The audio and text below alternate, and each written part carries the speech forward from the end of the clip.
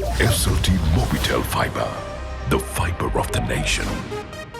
SLT Mobitel Fiber, the fiber of the nation. Comfort Moodian භාගයයි කලක් පවතින අලුත් පෙනුමයි.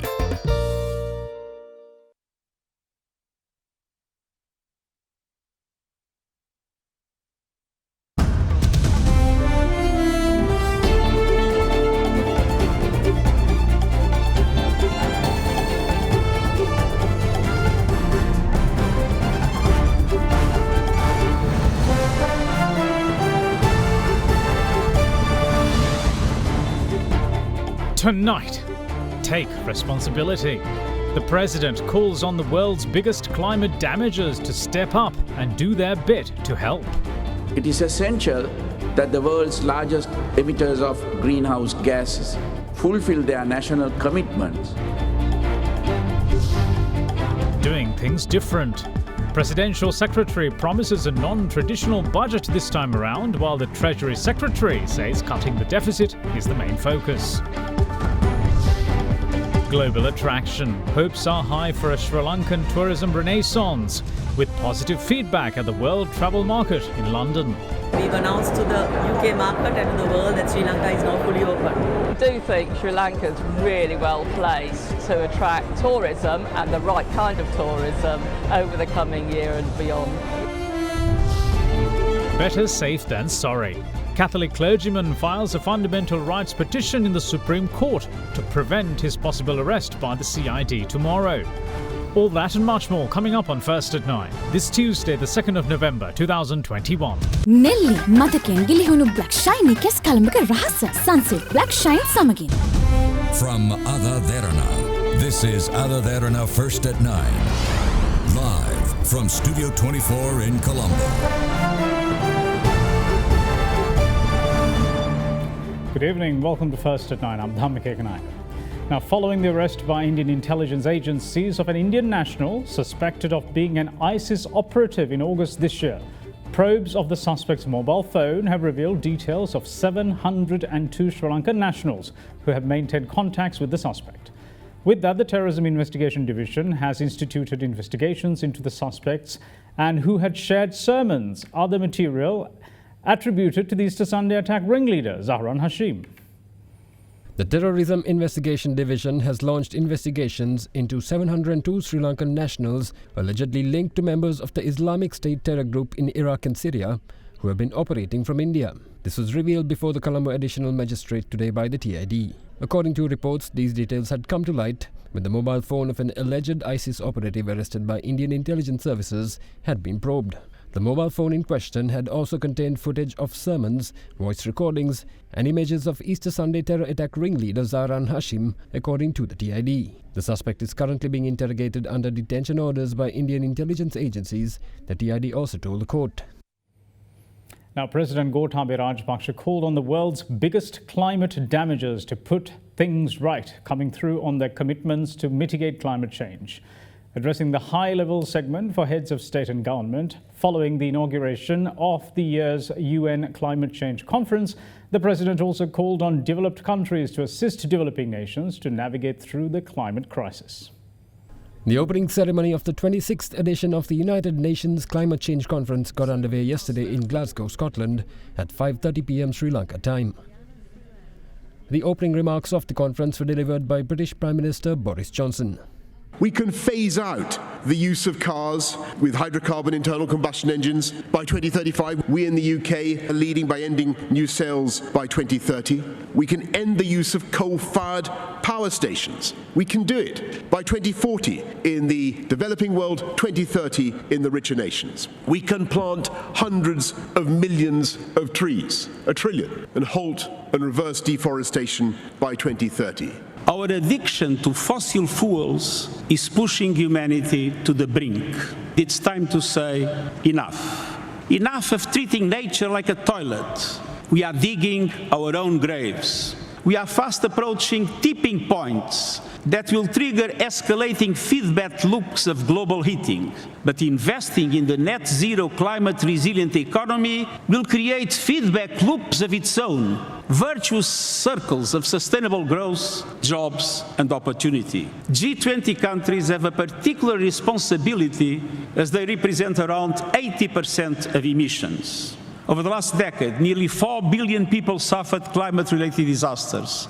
The statements of the world leaders, which are made in the high-level segment for heads of state and government, then commenced a few minutes after the conclusion of the opening ceremony. This is a decisive decade in which we have an opportunity to prove ourselves. We can keep the goal of limiting global warming to just 1.5 degrees Celsius within our reach if we come together, if we commit to doing our part of each of our nations with determination and with ambition. We're going to cut U.S. greenhouse gas emissions by well over a gigaton by 2030. We'll demonstrate to the world the United States is not only back at the table, but hopefully leading by the power of our example. While addressing the high-level segment for heads of state and government, President Gotabaya Rajapaksa called on the world's largest emitters of greenhouse gases to fulfill their national commitments while helping developing nations navigate through the climate crisis. As a developing tropical island nation with abundant biodiversity, Sri Lanka is deeply aware of the impacts of climate change. Our rich philosophical heritage, shaped by Lord Buddha's teachings, places great value on environmental integrity. Sustainability is therefore at the heart of our national policy framework. Sri Lanka's updated nationally determined contributions aims to reduce emissions towards achieving carbon neutrality by 2050. We have prioritized enhancing national forest cover with initiatives underway to increase our carbon sequestration capacity by 7% by 2030. We will increase contribution of renewable energy sources to 70% of national energy needs by 2030 and are taking steps to phase out use of fossil fuels. Sri Lanka welcomes investments, technology transfers, and climate financing for its ambitious sustainability efforts, along with broader development assistance to support recovery from the COVID-19 pandemic. Climate change affects all nations, but disproportionately impacts developing island nations. Developing nations that take bold steps towards climate change mitigation and adaptation deserve extensive support. It is essential that the world's largest emitters of greenhouse gases fulfill their national commitments and assist developing nations navigate through the climate crisis. I call upon all nations to work together in a spirit of true cooperation to overcome this crisis and sustain humanity and our planet. Bharat 2030 तक अपनी 50% energy requirement renewable energy से पूरी करेगा। भारत अब से लेकर 2030 तक के कुल प्रोजेक्टेड कार्बन एमिशन में 1 बिलियन टन की कमी करेगा। 2030 तक भारत अपनी अर्थव्यवस्था की कार्बन इंटेंसिटी को 45% से भी कम करेगा। वर्ष 2070 तक भारत नेट जीरो का लक्ष्य हासिल करेगा। The COP26 summit, which is scheduled to conclude on the 12th of November, will work towards achieving 4 main goals. The eyes of the world are on whether the leaders will be able to commit to securing global net zero by mid-century and to keep 1.5 degrees within reach. Adaptation to protect communities and natural habitats is another goal, while mobilization of finance is also of chief concern. And finally, the global leaders are expected to agree on a mechanism to work together to deliver on the set targets. Big 3. Now then, the looming budget will not be a traditional one. That is the view of President Secretary Dr. P.B. Jayasundara, as he, together with Treasury Secretary S.R. Artigala, expressed views at a media briefing today themed future budget and economic situation of the country. The Treasury Secretary also said that the government aims to use the November 12th budget to reduce the deficit by a considerable margin. රටේ අපි බදු ප්‍රතිපත්තියක් පැහැදිලිව කියලා තියෙනවා. ඒ විශ්වාසය අපි පැහැදිලිවම ආයෝජකයන්ට සියලු දෙනාටම කියලා තියෙනවා. ඒ රාමුව තුල තමයි අපි කටයුතු කරන්නේ. එතකොට රටේ ආර්ථික කටයුතු වැඩි දියුණු වෙනකොට රට සාමාන්‍ය තත්ත්වයටපත් වෙනකොට මම හිතන්නේ ඒවා ශක්තිමත් කිරීම තුලින්ම මේ ආදායම ජනිත කරගන්න පුළුවන් වෙනවා. ඒ කියන්නේ තව විදිහකින් කියනවා නම් වර්ධනයක් ඇති කරගත්තොත් අනිවාර්යයෙන්ම ආදායම වැඩි කරගන්න පුළුවන් වෙනවනේ. ඒත් එක්කම වියදම ගත්තොත් මම කිය ප්‍රමුඛතා හඳුනා ගනිමින් ඒවාට යොමු වෙනවා සහ අපිට පුළුවන් තරම් අර non priority කියන වියදම් පැකිතාක් දුරට අඩු කර ගැනීම තුලින් අපි බලාපොරොත්තු වෙන්නේ වියදම කළමනාකරණය කරගන්න. එතකොට රජයේ ප්‍රතිපත්තිය හැටියට තියෙන මූලික ව්‍යාපෘති වලට මුදල් යොමු කිරීම ඒ කාර්යයන් කියන්නේ මම හිතන්නේ සැමට ජලය මාර්ග පද්ධතීන් ඊළඟට වාරි සෞභාග්‍ය වගේ ඒ වගේ මූලික රජයේ තියෙන සංවර්ධන වැඩපිළිවෙළවල් ශක්තිමත් කර ගැනීම මේ අවුරුද්දේ කලාවට එහායින් ගිහිල්ලා එන අවුරුද්දේ කිරීමට තමයි මේ අයවැය මම හිතන්නේ මූලිකවම යොමු වෙන්නේ. ඉතින් අපි බලාපොරොත්තු වෙනවා මේ තියෙන තත්වයක් එක්ක අයවැය හිඟියත් සම්කිසි දැනෙන ප්‍රමාණයකට අඩු කරගන්න. ඒකට රජයේ ප්‍රතිපත්තියක් තියෙන්නේ 20-25 විතර වෙනකොට 4.5කට ලෙවල් එකකට මේක ගේන්න. මේක සාමාන්‍ය සම්ප්‍රදායික අයවැයක් වෙන්නේ නැහැ. මට තේරෙන්නේ. එතකොට එතුමා මේක පරිවර්තනයක අයවැයක් කරයි කියලා මට අවබෝධයක් තියෙනවා. උදල්ලමතුමාගේ ඔළුවේ තියෙන්නේ කොහොමද මේ ජනාධිපතිතුමාගේ පුළුල් දැක්ම තුල රටේ ආදායම් වැඩි කරන්නේ කොහොමද? කාර්යක්ෂමව කළමනාකරණය කරාම ඵලදායීතාවය වැඩි වෙනවා. සමහර වියදම් හරි තැන් වලට කරාම ඵලදායීතාවය වැඩි වෙනවා. ප්‍රමිතින් උජ්ජලය, එතකොට පාලා, වාරි මාර්ග වගේ ඒ වගේ පාසුකම්. අනිත් පැත්තෙන් රට කොයි විදිහට අපේ රටේ දේශීය ව්‍යාපාරිකයන්ට, රටේ ඉන්න විදේශීය ව්‍යාපාරිකයන්ට, රටට එන්න ඉන්න සංචාරකයන් ව්‍යාපාරිකයන්ට කොයිතරම් ආකර්ෂණීය වූ ස්ථානයක් වෙනවා. මොකද ඒ උඩ තමයි රටට තියෙන සම්පත් වලට අමතරව තව මුදල් ප්‍රමාණයක් ආයෝජනය වෙන්නේ. මොකද කලාපේ අපේ රට දිහා බලාගෙන ඉන්නවා මේ කලාපේ පිහිටීමේ ආර්ථික වාසිය ලබා ගන්න. නැත්තම් සිංගප්පූර තියෙනවනේ, දුබයි තියෙනවනේ, හොංකොං තියෙනවනේ. හැබැයි ඒ රටවල් වලට විකල්ප මධ්‍යස්ථාන වෙනවා. මේ මතුවෙන ඉන්දියාව, ඉන්දුනීසියාව, චීනය, බංග්ලාදේශ වගේ මේ ආසියා කලාපේ ආර්ථික ප්‍රබෝධය. එතකොට ඒ ආර්ථික ප්‍රබෝධය එන්නේ මේ අයවැය එනකන් තිබිච්ච ආර්ථික ක්‍රියාවලිය නෙමෙයි. ඒක එන්නේ කාබනික ආර්ථිකයකින්, පුනර්ජනනීය ශක්තිය ආර්ථිකයකින්, තොරතුරු තාක්ෂණ ආර්ථිකයකින්, ඩිජිටල් ආණ්ඩුකරණයකින්. ඉතින් මම හිතනවා මේක මුදල්වන්තුමා අපේනවා එතුමා ඒ ප්‍රවේශයේ ඉන්නේ. ඉතින් වෙනස්ම වූ විසර්ජන පනතේ දෙවන කතාව 22 අයම නෙමෙයි, ඊට වැඩිය ගොඩාක් ඉස්සරහට යනවා කියන දැක්මක් තමයි. The Cabinet of Ministers has approved a set of new dates for this year's examinations proposed by the Education Ministry. Hence, the Grade 5 Scholarship, the GC Ordinary Level Examination and the GC Advanced Level Examinations will be held between January and May next year. The Cabinet has approved a set of general policy guidelines for the electricity industry, subject to Section 5 of the Sri Lanka Electricity Act No. 20 of 2009, to produce 70% of the country's electricity from renewable sources by the year 2030, to not establish new coal power plants in the future, and to neutralize net carbon emissions from power generation by the year 2050. Further, the Cabinet has also approved the lease of a property in Thalapatpitiya belonging to the Urban Development Authority on lease to International Constructions Consortium Private Limited for the implementation of a mixed development project. Approval was also granted for the lease of unused CWE warehouses and buildings for public-private partnership investment projects. In addition, the Cabinet also approved the revised schedule for holding examinations for the year 2021 that was submitted by the Minister of Education. Accordingly, the Grade 5 Scholarship Examination is set to be held on Saturday, the 22nd of January 2022. The GCE Advanced Level Examinations, meanwhile, are set to be held from Monday the 7th of February 2022 to Saturday the 5th of March. In addition, the GCE Ordinary Level Examinations will be held from Monday the 23rd of May 2022 to Wednesday the 1st of June. මිලියන 18.8 නිවස ලක්ෂ 5ක් ගෙවා දැන්ම වෙන් කරවා ගන්න Mulberry Residence.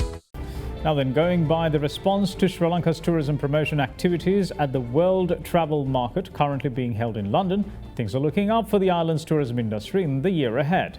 With a focused promotional plan being worked off at the world's largest tourism expo, industry stakeholders are saying that the interest in tour operators remains at very high levels and that tourism operators can look forward to better times. Sri Lanka Tourism Board Chairperson Kimali Fernando, who is in London at the moment, says that Sri Lanka has successfully announced to the world that we are open and safe for the world's tourists. AdaDerana's London Bureau Chief Nalin Pereira brings you this report. With the tourism industries of Sri Lanka and the rest of the world hopeful of kickstarting global travel this year, there is much hope and buzz around the World Travel Market 2021 currently being held in London. With 200 countries exhibiting, the competition is stiff among destinations vying to ensure that they get the best exposure and make all those important connections this year ahead of any global reopening. This is the first time since 2019 that the World Travel Market is being held in a non-virtual format after having had to move online last year at the height of the global pandemic. Having foreseen the unique opportunity to promote Sri Lanka as a renowned destination in the travel world post-COVID, Sri Lanka Tourism Promotion Bureau has taken steps to participate in this event along with some other Sri Lankan industry partners. The Sri Lankan High Commissioner in London was instrumental in organising and promoting this opening ceremony and promoting Sri Lanka in the UK during this programme. SLTDA Chairperson Kimali Fernando says that the optimism is at an all-time high on Sri Lanka's chances for a revival of its tourism fortunes. We've announced to the UK market and to the world that Sri Lanka is now fully open. We've also told them that if you're fully vaccinated, all you need is a PCR test done before and you walk out of the airport.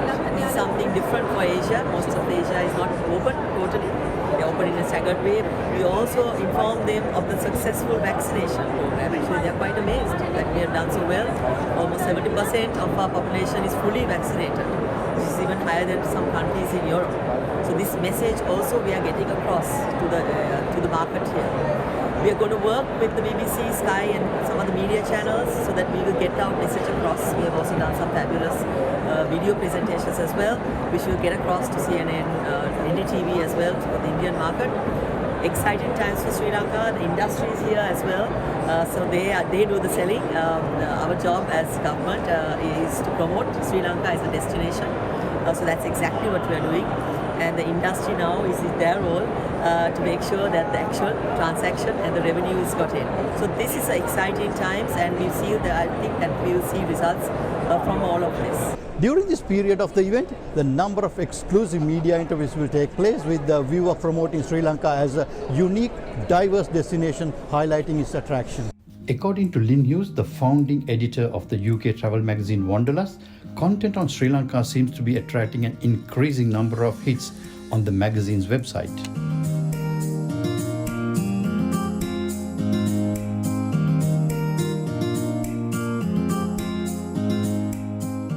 Particularly happy to be here at the Sri Lanka stand, and I made a definite beeline because Sri Lanka is one of the most popular countries with our readers. In recent weeks we've been watching the website traffic as the world has opened back up. We're obviously interested in where our readers want to visit, and we've noticed that content about Sri Lanka, such as top things to do in the sea in Sri Lanka, is doing particularly well on our website. And I think that isn't a surprise really. You know, post-pandemic people are looking for destinations that they consider safe, where they know that hygiene is taken seriously, where customer care is taken seriously, and where there's a diversity, of course, of things to do. And so I know Sri Lanka is a personal favourite of mine. I'm not surprised it's a favourite of my readers too, given, you know, you've got not just the beaches, but you've got all that rich culture, you've got the wildlife, the nature, you've got the wellness, well-being. And so I do think Sri Lanka's really well placed to attract tourism, and the right kind of tourism, over the coming year and beyond. Former president of the Sri Lanka Association of Inbound Tour Operators, Mahin Karyawasam, who is in London along with the Sri Lankan delegation, says that the feedback from the principals and the partners in the UK and European markets has been very promising. The first feedbacks that we are getting from our principals has been very positive. There is a positive outlook for Sri Lanka, great interest. So I'm sure that this market is going to pick up in the coming months and Sri Lanka should be in a good position to save the UK market. Moving on with other local stories, Father Cyril Gamini Fernando, who last week requested for 1 week to prepare before recording a statement with the Criminal Investigation Department, filed a fundamental rights petition in the Supreme Court today, seeking an injunction against any moves to arrest him tomorrow. The Catholic clergyman is set to record his statement at the CID headquarters tomorrow in relation to a complaint filed by Director of State Intelligence, Major General Suresh Saleh, over comments he made at an online discussion. Member of the National Catholic Committee for Justice to Easter Sunday attack victims, Father Cyril Gamini Fernandos, filed a fundamental rights petition in the Supreme Court today, seeking an injunction order preventing his arrest by the Criminal Investigation Department. Father Fernando's move comes in the face of summons issued against him by the CID last week to record a statement in relation to a complaint made by Director of State Intelligence, Major General Suresh Saleh. In his complaint, Major General Saleh called for an investigation into comments made by Father Fernando during an online webinar held for the Sri Lankan community in Australia last month, during which the lack of progress in the Easter probes were discussed at length. Further, during the webinar, Father Fernando had alleged that the country's intelligence units had provided financial and other assistance to ZAHRAN HASHIM, the leader of the National Tawhid Jamaat terror cell, who carried out the suicide bombings. According to Major General Saleh's complaint, the clergyman had also alleged that then Brigadier Saleh had played an active role in nurturing ZAHRAN HASHIM and his followers. Major General Saleh has denied the allegations in his CID complaint and claims that the comments were intended to discredit him. Following the complaint, the CID has begun investigations and issued summons to Father Cyril Gamini Fernando to appear before it last week for the purposes of recording a statement to which he had requested for a week to prepare. However, with the Catholic clergyman expected to appear before the CID tomorrow morning, the injunction has been sought over fears of his arrest after recording his statement. Now then, the Sri Lanka Podujana Peramuna today worked off its 5th anniversary celebrations, and during which Prime Minister Mahinda Rajapaksa said that the party needs to do better by its voters who are currently facing hard times. The Premier added that the party needs to listen more carefully to the voice of the people and work towards a single aim of a better future for all Sri Lankans. The 5th anniversary celebration of Sri Lanka's governing party, the Sri Lanka Podujana Peramuna, was worked off at the Nelum Pokana Mahinda Rajapaksa Theatre today, under the patronage of Prime Minister Mahinda Rajapaksa. The event was also attended by parliamentarians representing the governing party. සාධාරණ සහ යුක්තිගරුක විවේචනයන්ට අද මේ රට විවෘතයි. වෙනස්ව හිතන්න බියනවන්න. ඔබේ පක්ෂයේ ආදර්ශ පාඨය තුලින් ඔබ ඒකීය රටක්, ස්වෛරී දේශයක්, සමෘද්ධිමත් රාජ්‍යයක් වෙනුවෙන් ඉතිහාසයේ මැකිය නොහැකි අගනා කාර්යභාරයක් මේ වන විටත් ඉටු කරමින් සිටිනවා. ආණ්ඩු බලයෙන් ගන්නතුරු ඊටම ඉවසීමෙන් කැපවීමෙන් අපි දේශපාලනය කරනවා. ආණ්ඩු බලය ගත්තට පස්සේ අපි දේශපාලන කටයුතු වලින් ඈත් වෙලා බලාගෙන ඉන්නවා. පක්ෂයක කීර්තිය ජනප්‍රියත්වය රැකෙන්නේ ආණ්ඩු බලයෙන් නෙවෙයි. ආණ්ඩු බලය ලබාගෙන රාජ්‍ය ආයතන හරියටම කරනවා වගේම ජනතාව අතරත් දේශපාලනයක් කරන්න ඕන. පසුගිය කාලේ ගුරු වර්ජනය දුරදිග ඇදිලා ගියේ අපි දේශපාලන කටයුතු වලින් ඈත් වුණු නිසායි කියලා මම විශ්වාස කරනවා. අද ගොවි උද්ඝෝෂණ වුණත් මෙතරම් බරපතල විදියට ඇදිලා යන්නේ ඒ අය අතරේ වැඩ නොකර නිසා කියලා මම හිතන්නේ. ජනතාවගේ හඬ අපි තේරුම් ගන්න ඕන. ඒ හඬ අපිට ඇහෙන්න ඕන. අපිට ඡන්දය දුන්නු ජනතාව දැන් ඉන්නේ තාම අපහසු දුෂ්කර තත්ත්වයක. මේ වගේ දුෂ්කර කාලවලට මුහුණ දීලා අපිට නම් හොඳට පුරුදුයි. මේ වාසු මේ වගේ කාලවල නොකල වැරදි වලට වුණත් ජනතාව බනින්නේ ආණ්ඩුවට. ජනතාව බනින්න පුළුවන්, පබිය පුච්චන්න පුළුවන්. ඒත් අපි ජනතාව අතරට යන්න ඕන. අපි නිතරම සමගියට අතවඩන පක්ෂයක්. ඒක ශ්‍රී ලංකා නිදහස් පක්ෂයෙන් අපිට ලැබෙන උරුමයක්. ශ්‍රී ලංකා නිදහස් පක්ෂය හැමදාම වමේ දේශපාලන පක්ෂයක එකට හිටියා. වාද විවාද මැද වුණත් ඒකට වැඩ කළා. පොදු ජන පෙරමුණත් ඒ ගැන හිතන්න ඕන. සමහර පක්ෂවලට පාර්ලිමේන්තු නියෝජනයක් නොතිබෙන්න පුළුවන්. පක්ෂ කුඩා වෙන්නත් පුළුවන්. ලොකු කුඩා නොවේ. දේශපාලනයේදී වැදගත් වෙන්නේ අරමුණයි වැදගත් වන්නේ. අපේ දුෂ්කර අවස්ථාවල එකට එක පිළේ සිටි අය, එක අරමුණකට සටන් කළ අය, ඒ කවුරුත් අපිට ඈත් කරන්න බෑ. ඒ අය අපේ ආධාරක නොවේ. ඒ අයත් අපිත් එක්ක එකට එක අරමුණකට ගමන් කරන එකම අය. ඒ සමගිය රකින්න එක ප්‍රධාන පක්ෂයේ අපේ වගකීමක්. පසුගිය ජනාධිපතිවරණය ගෝඨාභය රාජපක්ෂ ජනාධිපතිවරයාගේ පැමිණීම අපිට විශාල ශක්තියක්.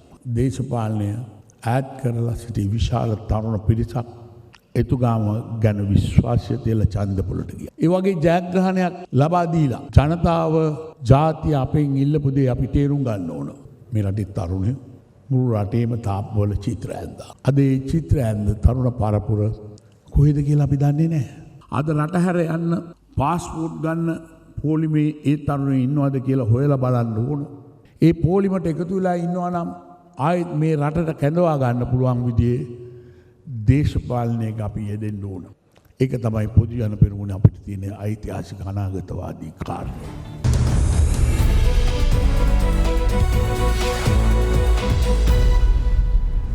Welcome back. This is First at 9. Now, Sri Lankan shares rebounded today to notch a record close, boosted by gains among financial and consumer stocks. The CSE All-Share Price Index ended 1.38% higher at 10,271.71, having earlier hit a record high of 10,321.93. While the S&P SL20 index of more liquid stocks, however, fell 9.79 points to close at 3,668.56, with turnover recorded at 4.4 billion rupees. With that, here's Dimantha Mathi with a brief report on today's market performance.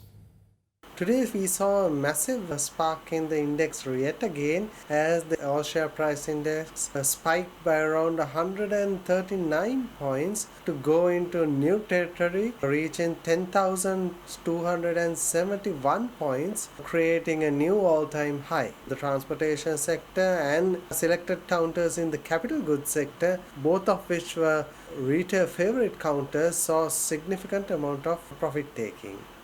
In addition to that, we saw the construction sector counters gaining in value, where the tire sector and some of the cable companies were the ones that were having a lot of buying interest. We saw 4.4 billion rupees of turnover today and the number of transactions around the 34,000 mark.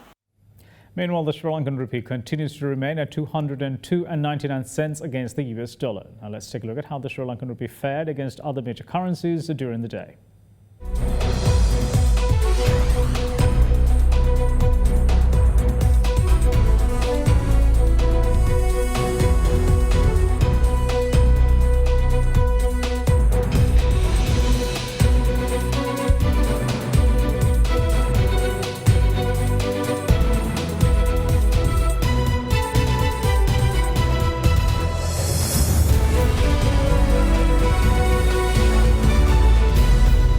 And that's it from all of us here at First at 9. Thanks for watching. Bye-bye.